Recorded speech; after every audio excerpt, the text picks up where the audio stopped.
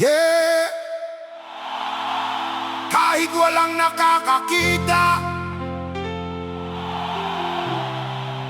kahit walang nakakaalam, alam ko kung sino ang nakasaksi sa bawat laban ko. Saksi ko ang Diyos. Let the guitar speak.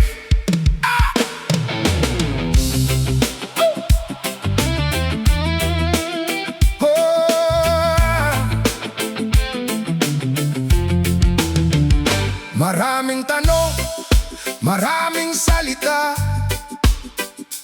may mga matang mabilis manghusga, pero tahimik kong dala ang katotohanan. Hindi ko kailangang makipagtalo kanino man.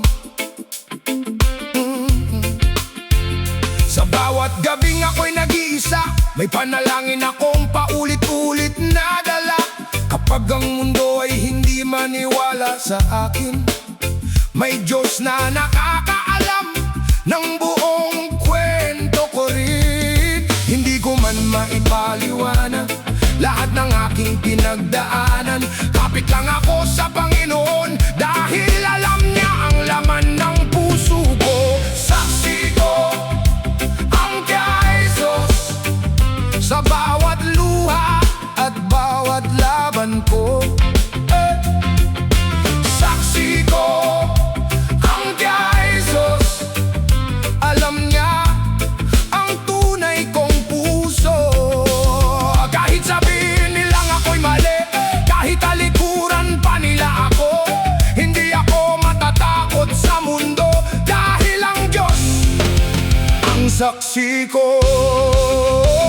Hindi ko kailangan ng maraming papuri, hindi ko kailangang ipagsigawan ng sarili. Kung tama ang hangarin at malinis ang puso, sa tamang panahon lalabas din ang totoo. May mga araw na halos sumuko, may mga gabing mabigat ang mundo, pero sa bawat hakbang na aking tinatahak, may pananalig na patuloy kong hinahawak. Makinig ka, hindi lahat kailangang ipaliwanag, hindi lahat ng paratang kailangang sagutin agad. Kung alam mo malinis ang iyong intensyon, manatiling matatag, hawakan ang iyong paninindigan. Hindi ako perpekto pero marunong akong umamin. Kapag may pagkakamali kaya kong harapin. At kung may taong hindi maniwala sa akin, okay lang, ang Diyos ang nakakaalam ng lahat ng lihim. Walang yabang, walang panlilin lang, pipiliin ang tama kahit mahirap ang daan. Kapag dumating ang araw ng katotohanan, di ako tatakbo, haakbang akong may paninindigan. Kapag wala nang kakampi, ikaw ang aking sandalan. Kapag madilim ang paligid, ikaw ang aking liwanag. Hindi man agad makita kung saan patungo ang buhay, patuloy akong magtitiwala dahil ikaw ang nakakaalam ng tunay. Saksi ko ang Jesus sa bawat laban, hindi ako susuko. Saksi ko ang Jesus, siyang nakakaalam ng puso ko. Kahit ang mundo ay tumalikod, kahit mahirap ang bawat yugto, mananatili akong matatag dahil ang Jesus ang saksi ko.